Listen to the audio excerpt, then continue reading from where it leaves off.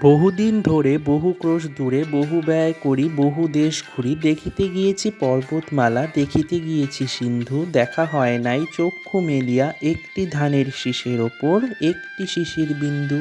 আমার মনে হয় এই কবিতাটা কম বেশি সবাই জানে। এই কবিতাটা লিখেছিলেন আমাদের বিশ্বকবি রবীন্দ্রনাথ ঠাকুর। এই কবিতার মাধ্যমে আমাদের বিশ্বকবি রবীন্দ্রনাথ ঠাকুর আমাদেরকে এটাই বোঝাতে চেয়েছেন, সুন্দর জিনিসকে দেখার জন্য পাহাড় কিংবা সমুদ্র নয়, নিজের ভেতরটা সুন্দর করা উচিত। তাহলে হয়তো আমরা আমাদের আশেপাশের জিনিসের মধ্যেও সৌন্দর্য খুঁজে বের করতে পারবো। যাই হোক, আমার এই ছবিটা আঁকা তোমাদের কেমন লাগলো কমেন্টে জানিও। এটা আমি জাস্ট ট্রাই করলাম, দেখলাম কেমন হয়, তো এর জন্যই তোমাদের সাথেও শেয়ার করলাম। আচ্ছা, আজ এই ভিডিওটা এই পর্যন্তই থাক। তোমরা সবাই ভালো থাকবে, সুস্থ থাকবে। তোমাদের সাথে দেখা হবে অন্য কোনো ভিডিওতে। Ta-ta, by.